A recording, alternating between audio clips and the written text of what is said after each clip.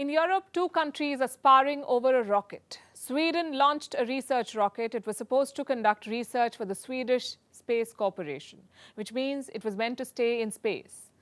But it couldn't quite hold itself there. It came down pretty hard. Sweden planned for it to land back on its territory. That didn't work out either. Instead, the rocket crash-landed in Norway. And now Norway is calling the crash a quote-unquote border violation. It's pretty furious. After all, the rocket could have caused a lot of damage. But why was Norway caught off guard, and what does it say about Sweden's space program? Our next report tells you more. Sweden was feeling ambitious on Monday. It launched a research rocket from the Esrange Space Center. The rocket was carrying out experiments at an altitude of 250 kilometers, experiments in zero gravity.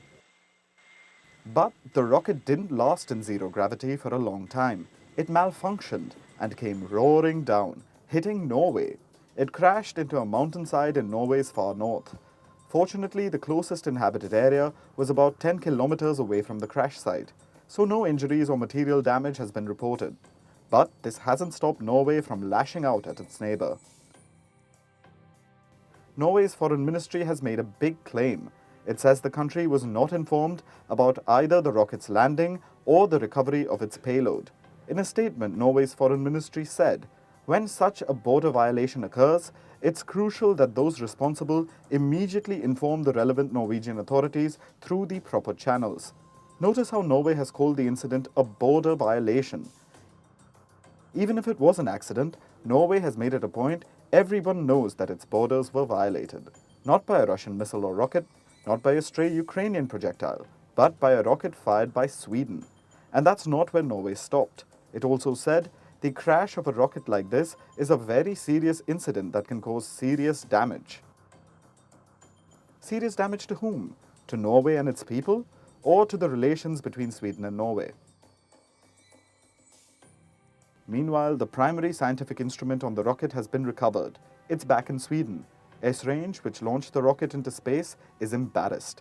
It said, and I quote, "This is a deviation that we take seriously." Deviation, they say. Norway has termed it unauthorized activity. Its primary complaint with Sweden is that it wasn't informed about the launch, that it wasn't even told about the imminent crash on time.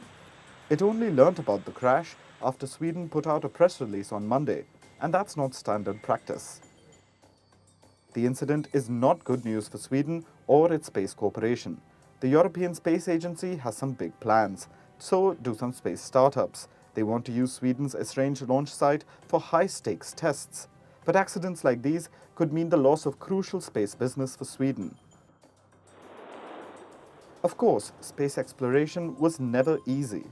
It comes with a host of complications, which is why Sweden isn't the only country making headlines today.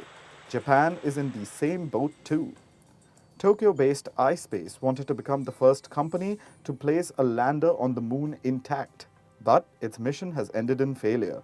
iSpace lost contact with the lander. It now believes that the spacecraft crashed into the moon's surface. So space is a tricky area, and communication among countries and space agencies when something goes wrong is key.